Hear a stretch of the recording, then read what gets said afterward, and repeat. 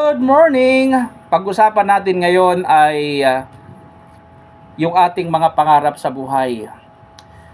So kung kukumustahin ko po ang ating mga pangarap sa buhay, ano na ba ang nangyari? Alam nyo, nung tayo ay mga bata pa, nasa elementary, high school hanggang college, napaka mga idealistic natin. Kaya nga karamihan sa atin, di ba?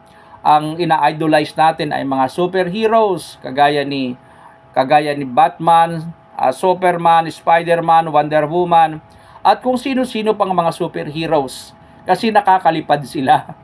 Okay, at tayo naman ay dahil sa tayog ng ating pangarap, gusto rin nating lumipad. Kaya nga ang tanong, ano na ba ang nangyari sa ating mga pangarap sa buhay? Kagaya halimbawa, mga pangarap natin nung medyo bata pa tayo ay bahay at lupa, malaking bahay, magagarang sasakyan, maraming impok sa bangko, makapag-travel sa iba't ibang panig ng mundo. Ano na ba ang nangyari? Kasi napapansin ko, yung mga pangarap natin habang tayo ay tumatanda at hindi nangyayari o hindi nakukuha, lumiliit ng lumiliit. Halimbawa, yung 4 wheels, no? Pag edad mo na mga 30 at hindi ka pa rin nakakabili ng sarili mong 4 wheels, sasabihin mo kahit 3 wheels na lang, okay? At kapag hindi pa rin nangyari yung 3 wheels, tumatanda ka na ng tumatanda, kahit 2 wheels na lang.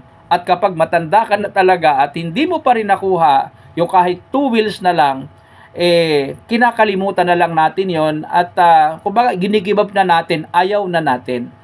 So ang tanong ay ito, nasaan ba ang problema? Nasa mga pangarap ba natin ang problema o nandoon sa pamamaraan kung papaano tayo kumikita ng pera? Tingin ko ang kasagutan kaya hindi nangyayari ang marami sa ating mga pangarap ay dahil limited ang ating source of income, maliit ang ating kinikita.